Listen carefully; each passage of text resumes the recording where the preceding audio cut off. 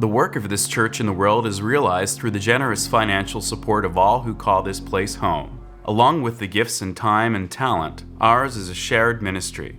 You have a role to play here. Church membership is open to all. For more information, go to uusf.org.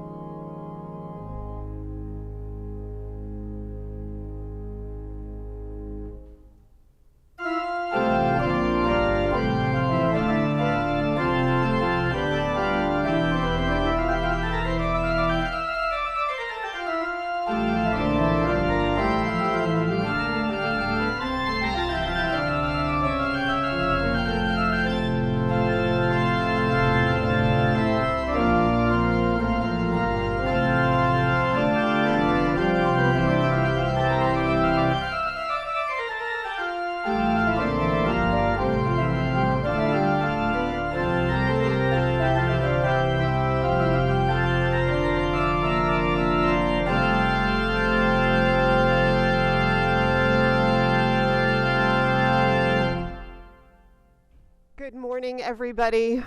Welcome, old friends and new ones who might be joining us for the first time at the First Unitarian Universalist Society of San Francisco. It is so wonderful to have you with us here as part of our worship service. I want to introduce myself. I'm Vanessa Southern. I'm the senior minister of the congregation, and it is wonderful to be here with all of you, wherever you are, on this tail end of summer Sunday together. I want to thank everybody who is making today's worship possible, and of course to start with Reiko Odelaine, our organist, who brought us into worship with such power and beauty. To Mark Sumner, our music director, who helped curate the music this morning. To Asher Davidson, who is both going to be leading us in song, but also playing the clarinet. A lot of people actually are playing double roles today. Brielle Marina Nielsen bringing her gorgeous mezzo-soprano voice to our music program this morning. But also Jonathan Silk, who, besides being the person behind the AV that makes worship possible, is going to be on drums again today. Woo! So we're grateful for everybody who is making our gorgeous music program possible. Also our camera person, Eric Shackelford and Shuli Ong, helping us this morning. To Dennis Adams, who is our worship associate again this morning. To Joe Chapeau, who is on chat. So if you have questions or problems, technological or otherwise, just reach out to him in the chat as part of the live stream and he'll be able to help you.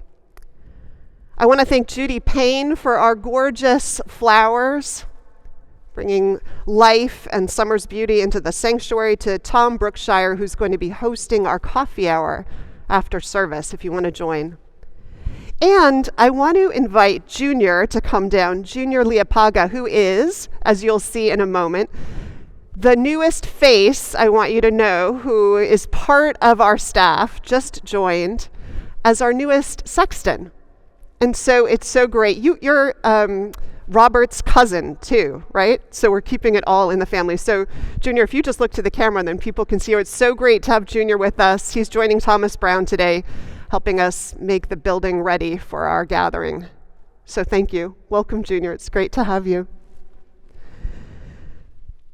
So I believe those are all my thanks to everyone who is making this Sunday possible. If you're here for the first time, I'd invite you to download the order of service. I love the image on today's order of service. It's another piece of the meditation on a larger theme today, which is about this notion of practical but also spiritual focus and its power and place in our lives. And in that spirit, let me invite you, especially this morning, to turn off anything that would be distracting you. Particularly, the most obvious one in our lives these days are cell phones. Put it in quiet mode if you can. Spiritual meditation mode, if you will, and put it far away so it's even out of your consciousness. And invite yourselves to enter into this time together. We'll begin by lighting our blue candle, which we have lit some version of, and this is our second candle since the beginning of our pandemic times, and we light it, bringing all of you symbolically into this space together until we can all be here physically in community once again. Welcome. I invite us to sing together our first hymn of the morning about this time of deepening and listening. One of my favorites, hymn number 112 in your hymnal, also in your order of service. Do you hear? Let's sing together.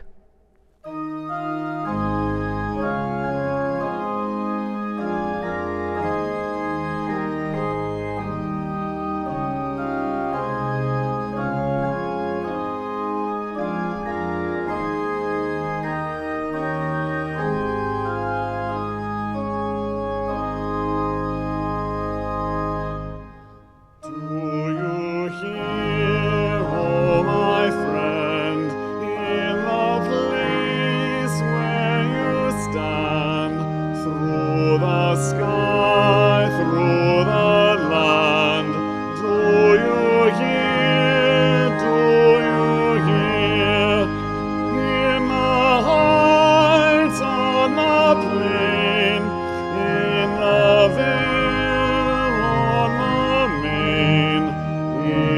sun in the rain.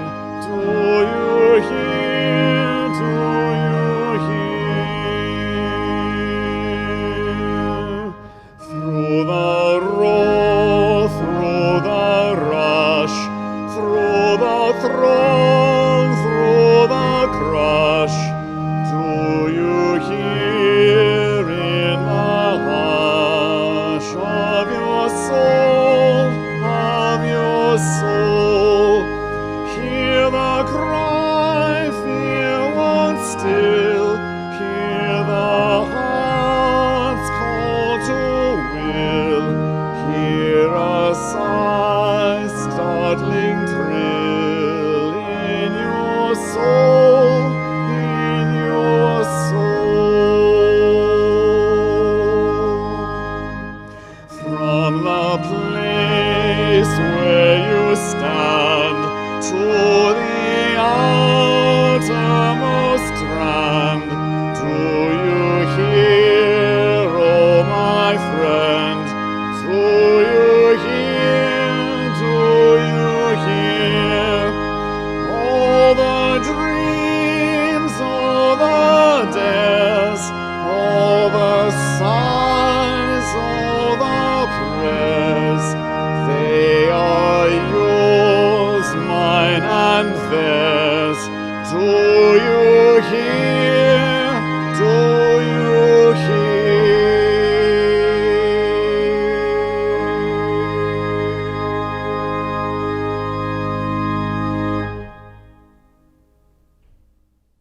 And now, to invite us even further into worship, we'll have our unison chalice lighting, the words of which are in your order of service.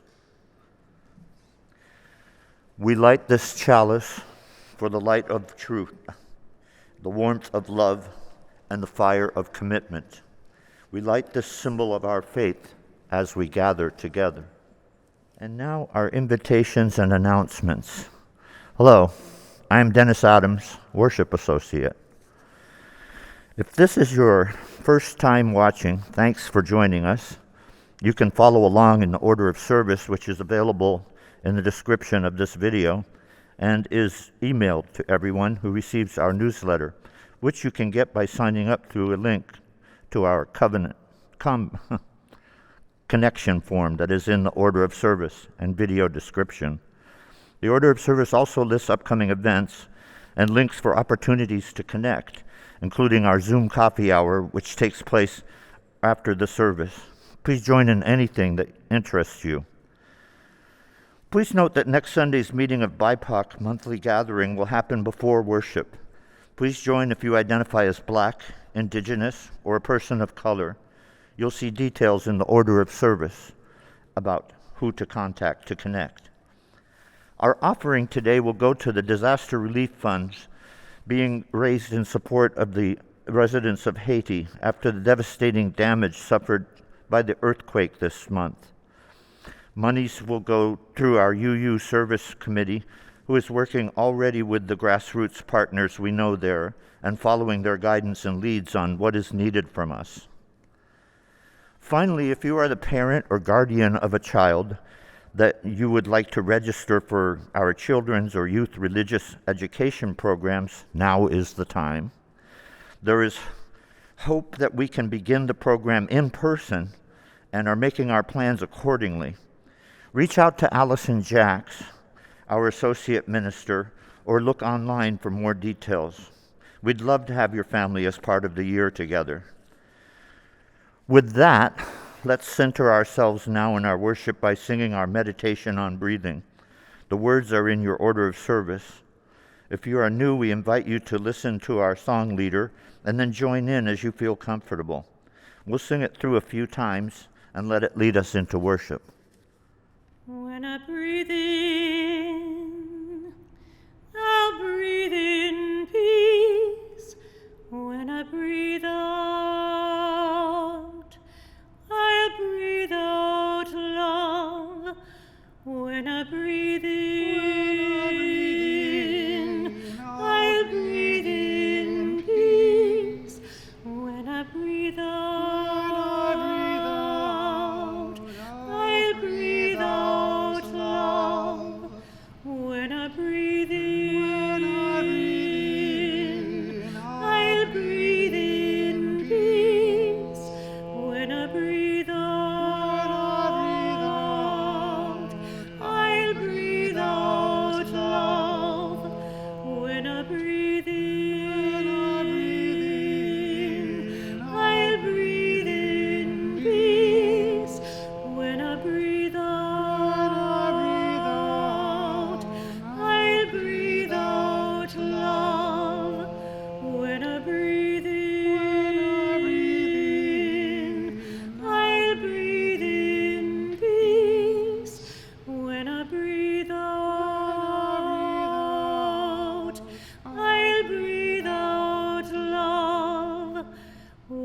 breathe in,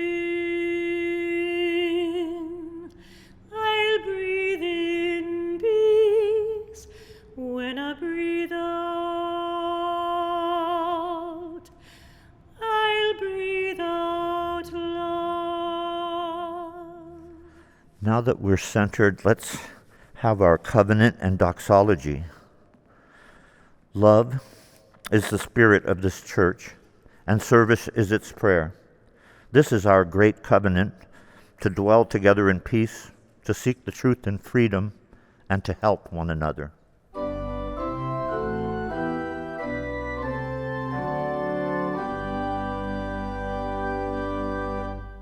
From all that dwell below the skies, let songs of hope and faith arise.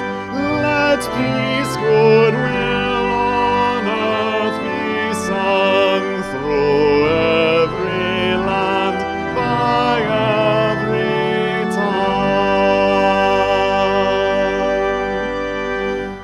De todos bajo el gran sol, sur esperanza, fe, amor, verdad belleza cantando de cada tierra, cada voz.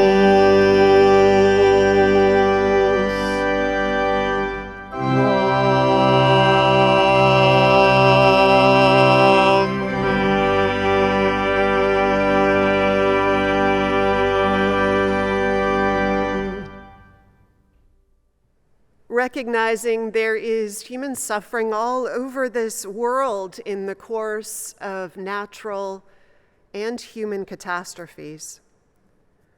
We ring our gong today in honor of 3 such places of suffering and struggle. We ring our gong first, as we have since July of 2019, for those lives still held and those lives continuing to be lost in federal custody in our detention camps. For the mounting trauma to children separated still from their families, those still held at length in less than transparent and humane circumstances. Those held without representation in this repeat of the most shameful chapters in our nation's and our world's history of xenophobia and racism and greed. We ring the gong 7 times then for this week of days in which human dignity has been dismissed, and for our responsibility for that as citizens of this country.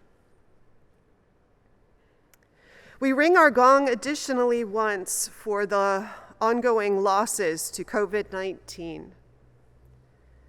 This last week, 68,552 people died from the virus globally, 7,214 of those in the United States.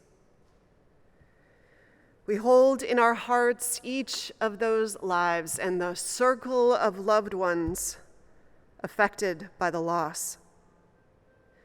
And we hold with gratitude all who are working around the world to produce and distribute vaccines and all other efforts to promote greater health and survival and long-term immunity for humanity.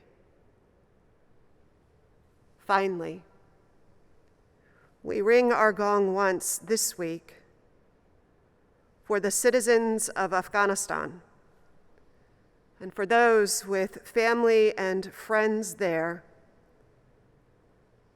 as this nation undergoes yet another upheaval, another time of uncertainty and of tragic losses.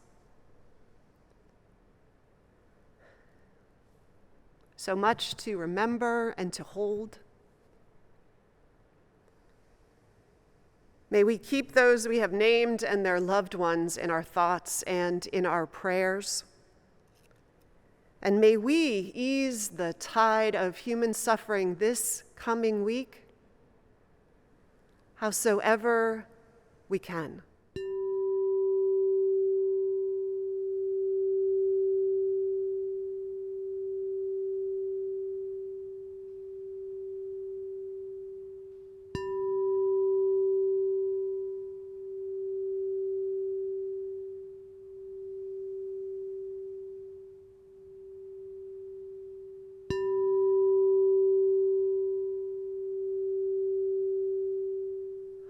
I invite us now to come more fully into our bodies. Feel your feet on the ground, your back, maybe the back of our legs against the furniture that holds us, gravity pulling us into relationship with the earth. Find a posture or position that feels comfortable as your body will allow. Maybe rest your hands on your legs. I invite you to cast your eyes downward if that's useful, or close them, or even just soften your focus. And set aside any worries or lists or obligations that you find dancing in your head. Maybe literally imagine yourself setting them aside. Tell them that you promised you'll be back in a half an hour or 40 minutes to take them dutifully up again. But ask if they could just sit aside for a little while to give you a rest. Maybe thank them. And let's breathe and train our breathing. Breathing in 5 counts. 1, 2, 3, 4, 5. Breathing out. 1, 2, 3, 4, 5. Breathing in.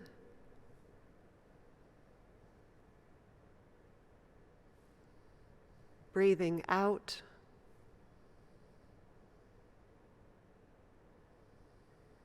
In. Out. Stay on the breath.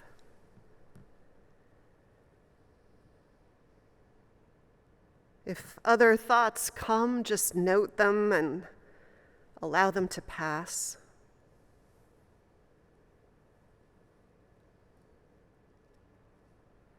Breathe in and out.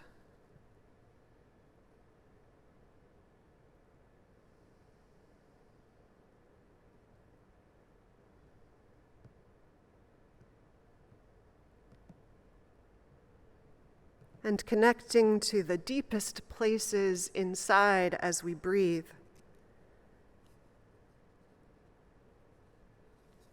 Let us hold some silence together.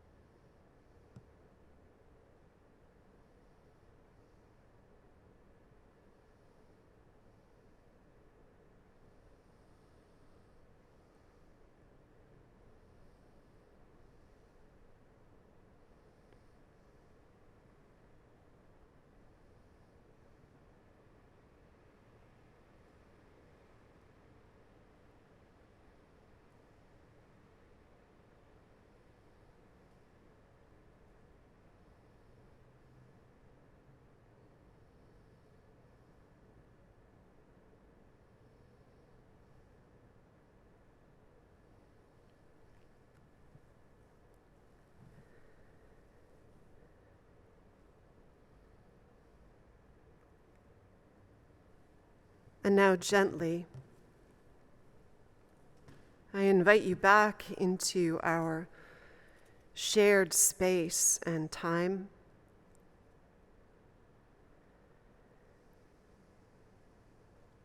Open your eyes if they were closed, or let them come back into focus.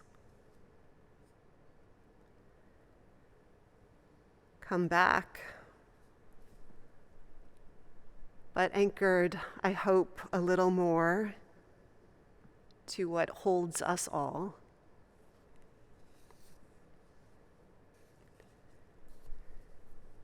Peace be with us.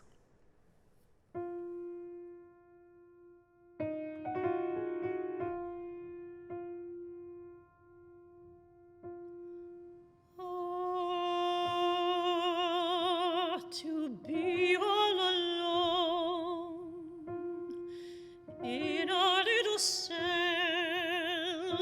with nobody near me, beloved, that pilgrimage before the last pilgrimage to death,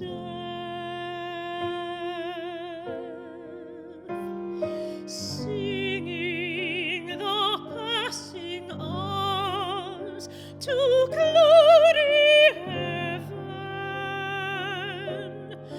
feeding on dry bread and water from the cold spring. That will be an end to evil when I am alone in a lovely little corner among tombs, far from the roses of the grave.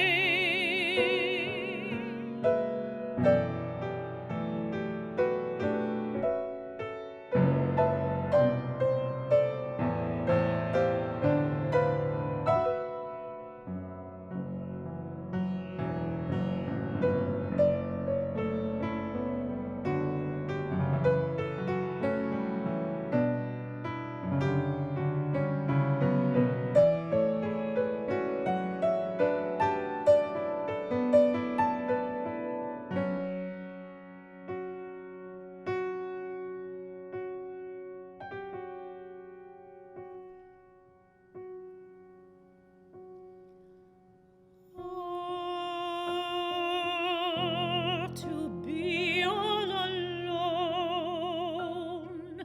in a little cell, to be alone,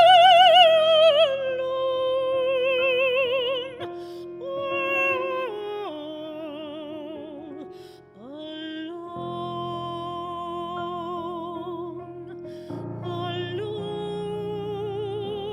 I came into the world.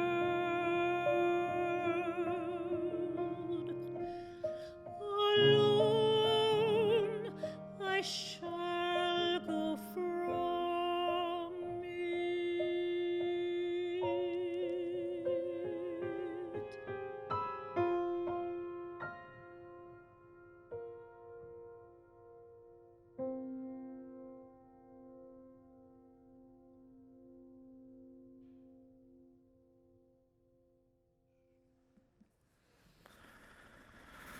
Mr. Dennis Allen Adams. Uh-oh. When they say your full name, it usually means one thing. I look up at Mr. Beamsdorfer, realizing that I've been caught napping in my 9th grade history class yet again, and admit I didn't hear the question. Mr. Adams, you need to get your sleep at home and not in my class. Yes, sir, I squeak out, my ears turning bright red. How embarrassing to be admonished in this way. I thought I'd been sly about my secret slumbers, but apparently not. My classmates' laughter didn't help. My daydream about organizing a protest at my school against the Vietnam War faded away. My best friend Jason and I were already planning to skip school the next day and go up to Penn State and take part in a war moratorium event. With so many heavy real-world events, more often than not, my school lessons seemed unimportant.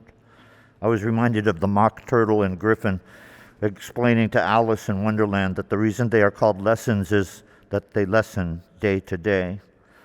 I didn't think Mr. Beamsdorfer would appreciate Mr. Carroll's knowledge. Jason and I were focused and active in 2 different Peace Coalition groups, and our latest project was a huge papier-mâché mock Mark 48 torpedo, which we would fill with food for the hungry and march over to the ROTC Ordnance Research Lab at Penn State, where this weapon of war was being developed. That event went really well. No one got hurt. There was often an uneasy truce between our peace groups and those like the SDS, Students for a Democratic Society, who advocated much more aggressive attacks on the university's buildings and staff. One major problem with my schooling was my knowledge that our history books were filled with BS and flat-out lies. Long before coming to that realization, I'd learned that school was just not for me. I had way too active an imagination to be calm, quiet, and focused. It may have helped had I only been aware before the 8th grade that I needed glasses. What a revelation that was when I got my new eyes and could actually see the blackboard and make notes. Everything became so sharply defined, I could finally focus, at least visually, if not internally. I had learned as early as 6.5 years old that a life in the theater was the life for me. That's when I was put on stage in Anything Goes. It was a musical production set aboard an ocean liner, and I was actually encouraged to be a bratty kid in a socially unacceptable way. My big moment each night came when a ship's passenger pantomimed for me to take my wooden sword and poke another passenger who was asleep in a deck chair under a newspaper in his butt through the chair. Each night, I'd tiptoe up behind him and poke the chair under him, and this comedic character actor would explode up out of there and chase me yelling off stage. Talk about method acting. I mean, I knew it was coming every night, yet I still jumped every time and was scared to death as this lunatic chased me off stage. But then the most curious thing would happen. As we arrived backstage, this actor would drop the rage, ruffle my hair and say, "Good job, kid," and smile and walk away. I became aware of how important it was to focus on what you were doing, when, and how. For one reality on stage, which was really make-believe, yet the second you got backstage, everything turned real again. Chatting quietly in the wings, the chorus girls would often buy me an ice cream cone and hold me on their laps. With such amazing mentors as these, it was easy for me to imagine a life in the theater and performing arts. That's how I learned to focus in my life. And now our offering this morning, which is to go support our fellow siblings in Haiti as the recovery efforts there take place around the devastating earthquake of this month. That offering will be both given and gratefully received.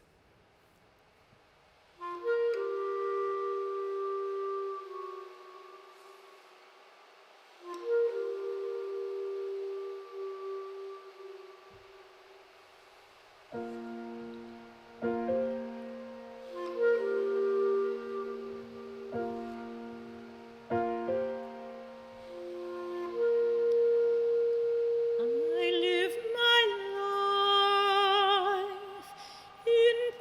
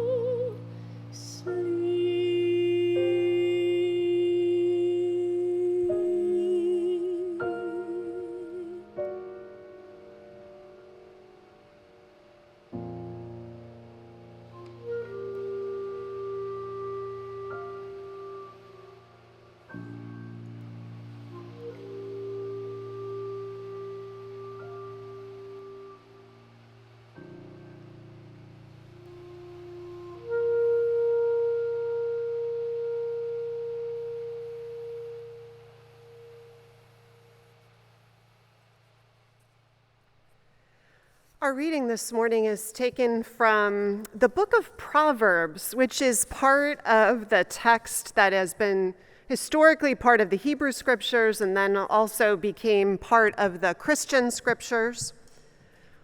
I remember first reading this passage and marking it because it reminded me of teachings from other religious traditions. It's this book, just to frame it for you, if you're not familiar with it, that's a book of wisdom credited to Solomon, and it's this passage that's written as an elder who is sharing their wisdom, their hard-won advice with a youth or a child.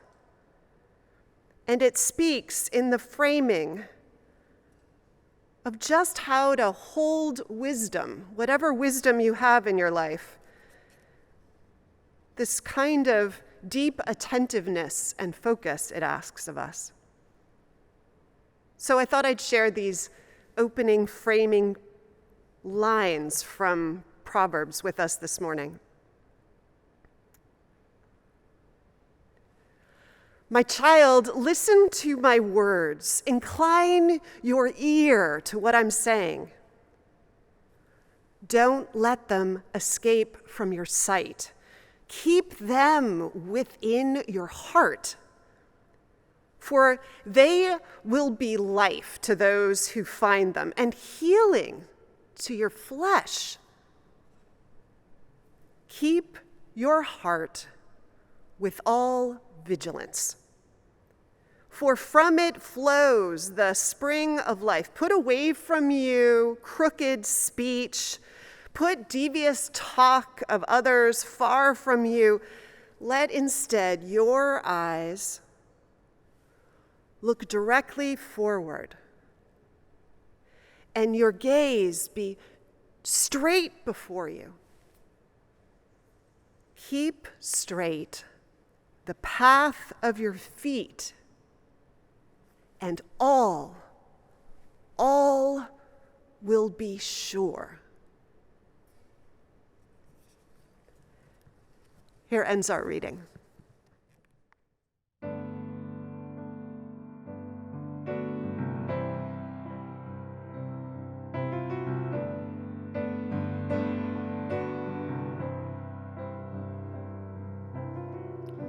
Imagine there's no heaven. It's easy if you try. No hell below us, above us only sky. Imagine all the people living for today. Ooh, imagine there's no countries. It isn't hard to do. Nothing to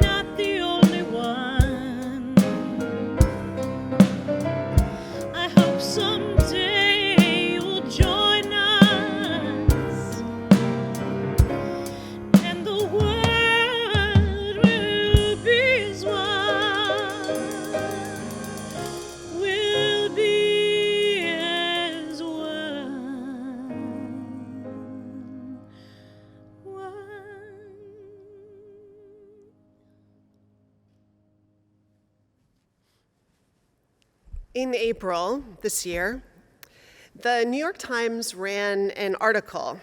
Its title was, "There's a name for the blah you're feeling. It's called languishing." In the article, Adam Grant wrote about this idea that in between these two poles in mental health, one being, on the one end, flourishing, this place of well-being marked by a strong sense of meaning and mattering, that at the other end has depression, a place most often marked by a sense of despondency or even feelings of worthlessness, that between these two there is a middle place. It's a place that isn't often named or even described. It's undiagnosed, he says, but widely prevalent. It's the place called languishing. Languishing, he writes, is the neglected middle child of mental health. It's the void between flourishing and depression, the absence of well-being. You don't have symptoms of mental illness, but you're not the picture of mental health either. You're not functioning at full capacity. Languishing dulls your motivation. It disrupts your ability to focus, and it triples the odds that you'll cut back on work. The term was coined by a sociologist, he goes on to say, named Corey Keyes, who was struck that many people who weren't depressed weren't thriving. His research suggests that people most likely to experience major depression and anxiety disorders in the next decade aren't the ones with those symptoms today. They're the people who are languishing right now.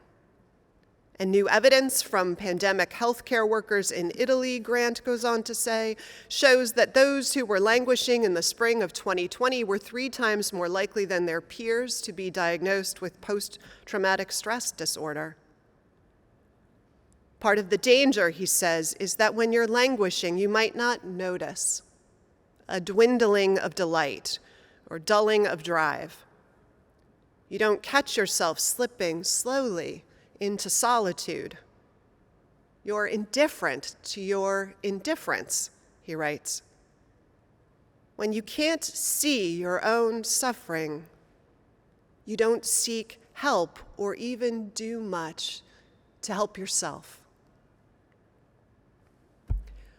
That description seemed to me like a perfect description for what most of us have had to live in pandemic times. For most of us, I think, pandemic forced us into this perennial waiting mode, not being able to plan, not being able to travel, or do a lot of the things that broke us out of normal patterns of living, all the things that we rely on for a reset or a wake-up call. Well, in the face of the loss of all of that, many of us fell into something that sounds and looks a lot like this languishing place, not depressed, but not thriving either, slowly sinking into the long-haul symptoms of life in between flourishing and its opposite.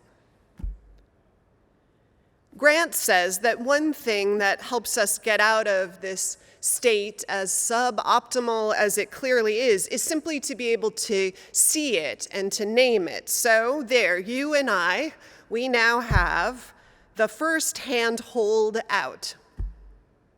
But how else to get out of it when we find ourselves in it? One thing Grant suggested was that the antidote might be in the pursuit of something that researchers have called flow. I bet you know flow, even if you haven't heard the word. Flow is what we feel in those times and places when we get lost in something. Positive psychologist Mihai Csikszentmihalyi, who coined the term, describes flow as a state of complete immersion in an activity. Often it happens, or most notably sometimes in some creative act or passion or practicing of those things. Athletes often describe it when they're playing their sport, these miraculous, deeply enjoyable times when they are in it, but not thinking about it, just merged with the playing of it. And painters and musicians describe the same thing, especially in moments of creative processes. But so do people experience it when they're cooking or they're doing any craft or activity that they practice regularly and can fall into. And so too do those who regularly meditate or chant or perform Tai Chi or any number of practices. Increasingly, maybe, as we practice them. I fall into it sometimes when I'm studying or writing. There's something about that state of flow, if you can think about the times you fall into it, that is deeply satisfying in the deepest sense. In an interview with Wired magazine, Csikszentmihalyi described the experience thusly. He says, "The ego falls away. Time flies. Every action, movement, or thought flows inevitably from the previous one like playing jazz.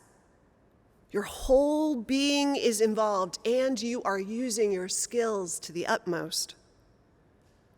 One person interviewed said of flow words that sound almost religious. You forget yourself. You feel part of something larger. Trying to understand what flow is or how we get there, Csikszentmihalyi broke the experience down into 10 factors that often are present, though they don't all have to be in a single moment of flow.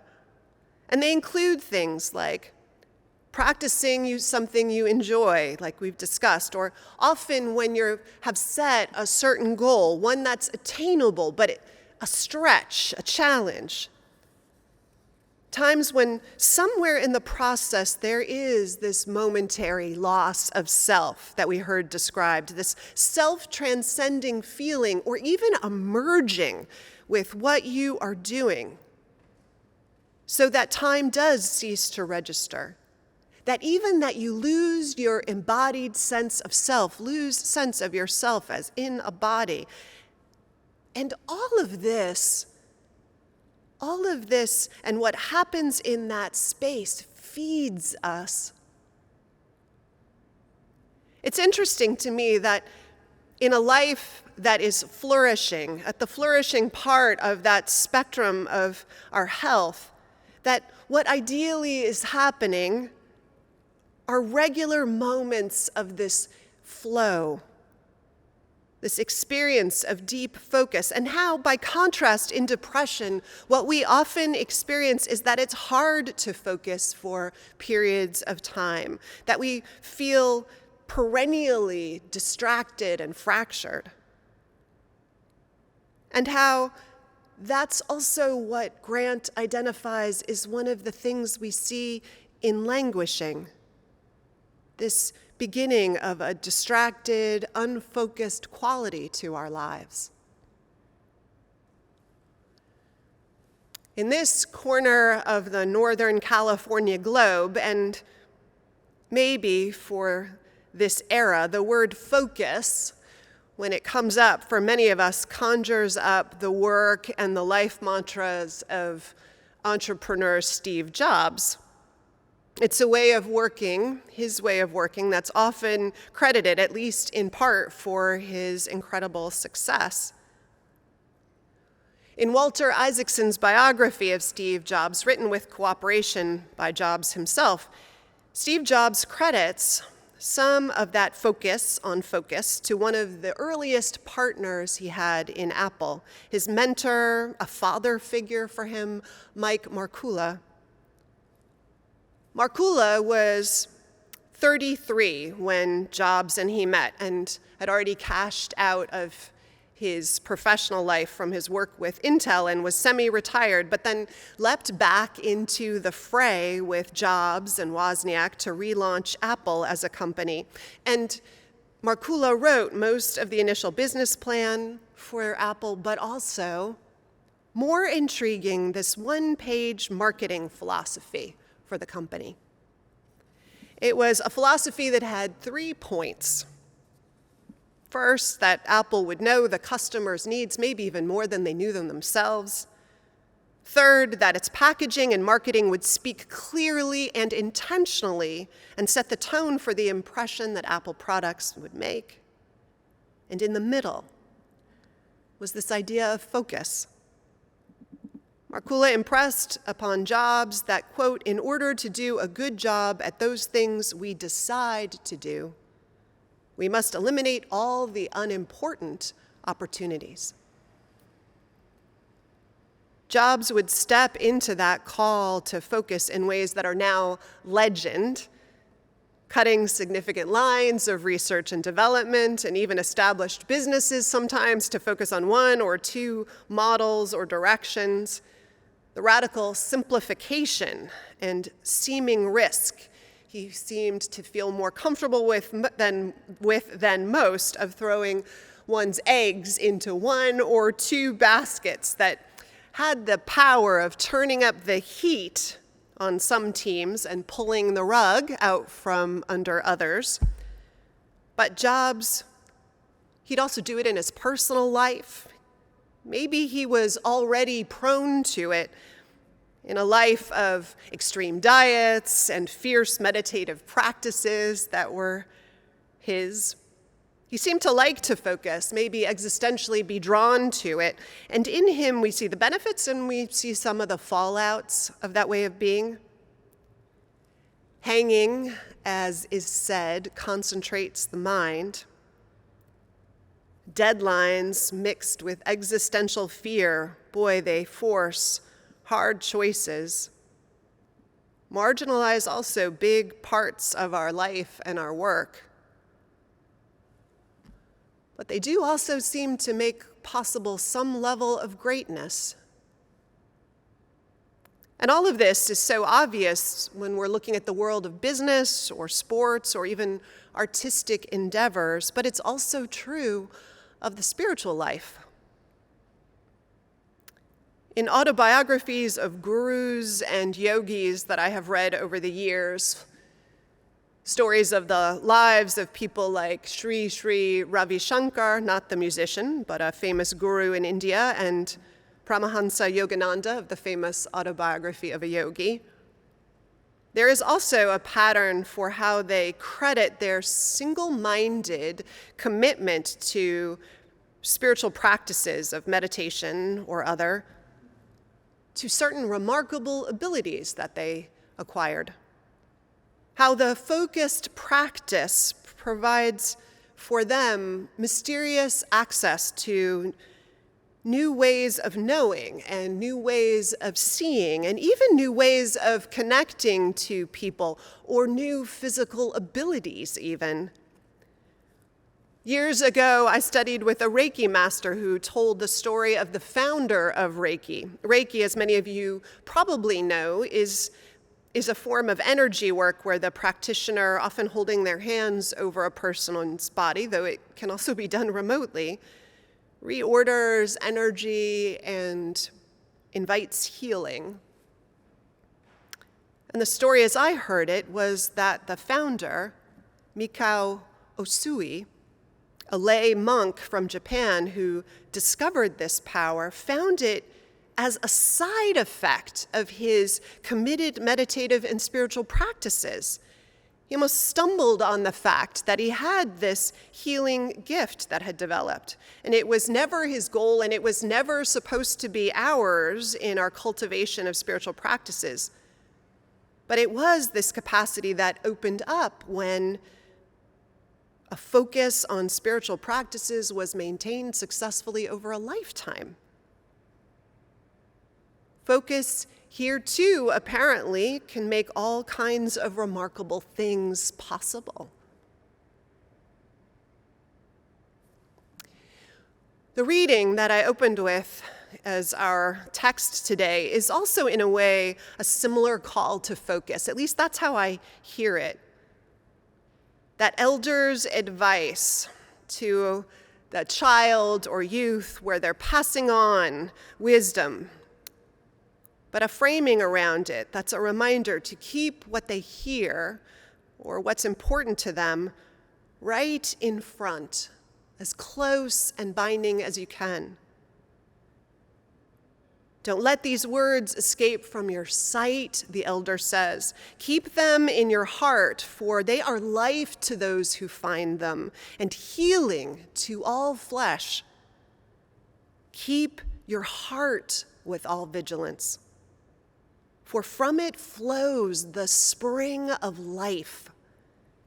Keep straight the path of your feet, and all your ways will then be sure.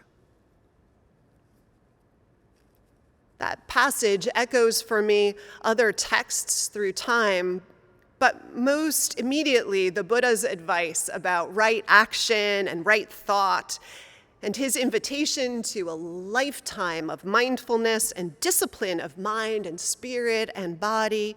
And behind it all, behind that call, the wisdom and compassion and peace that he knows and invites us to invite into our own lives is possible only with that kind of focus and commitment.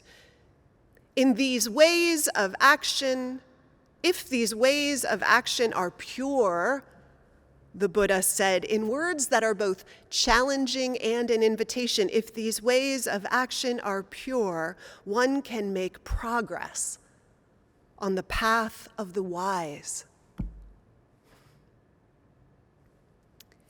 The truth is, we all know the power of focus. I think we know it even in the most mundane of ways. We know that our multitasking is almost always less effective in producing any remarkable results than our quiet, focused time. We know that distracted attention from a loved one is deeply less satisfying. That actually it can even sometimes weaken our connection to another, so painful and diminishing it can be to feel half-heartedly loved and seen. We know what fractured and diminished focus and attention looks like and how it feels to live that way. In fact, we have just had 18 months, I feel, of a lot more of a life prone to that. And so it does feel like maybe it's time to engineer a way out of that, particularly if you also feel yourself there, even as the pandemic continues to play itself out around us. And it's also just a great time to take this spiritual project seriously, right? I mean, it's almost September. It's this time of pencil sharpeners and new notebooks and academic organizers. Those of us who were formed in a world of academic calendars, I think we'll always have branded on us a sense that this time of the year, more so than any other, maybe is the beginning of a new year. And so a great time to break free or try. And maybe we begin then with the word focus. Maybe we just begin asking ourselves what is worthy of our focus that maybe has wandered out beyond our peripheral vision when we weren't paying attention. What calls to us for a clear and challenging goal? What would the practices be that we could put in place to serve our way toward that goal? How would we carve out the time or build in some accountability? What, as Markula famously challenged his young mentees, what might we have to eliminate in order to make such focused attention and all it brings with it possible? Who might we disappoint? What habits do we have to be willing to break? And will we risk eggs in fewer baskets to see where this larger goal, focused, deep, takes us? I won't outline all of the possibilities of what such goals might be. I just ask that you consider carving out time to undistractedly reflect, as I have been lately, on what is calling for our focused attention personally. Much that is life-giving, deeply satisfying, and transforming is, after all, only possible when we focus. And the flow we can find ourselves in such focused work, losing ourselves in it, often lures languishing to the curb and opens the door to flourishing to come in and join us on the dance floor. What's calling for your devoted attention? May you lose yourself and find yourself there. So may it be.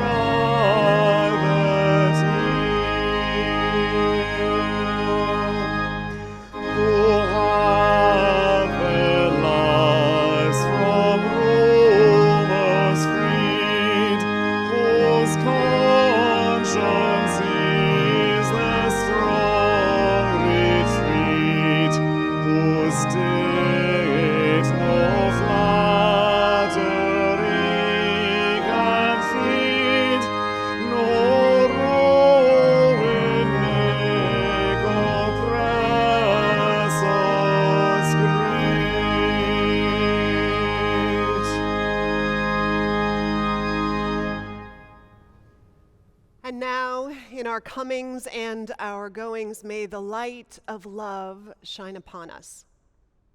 Out from within us, be gracious unto us and grant us peace. For this is the day we are given. Let us rejoice and be glad in it. Amen.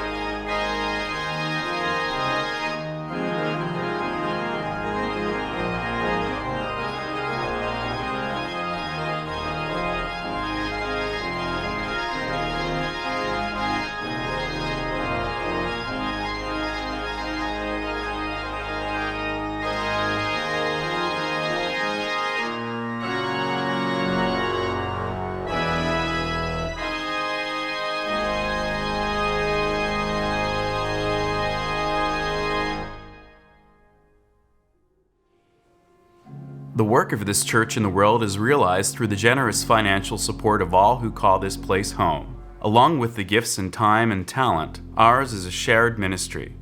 You have a role to play here. Church membership is open to all. For more information, go to uusf.org.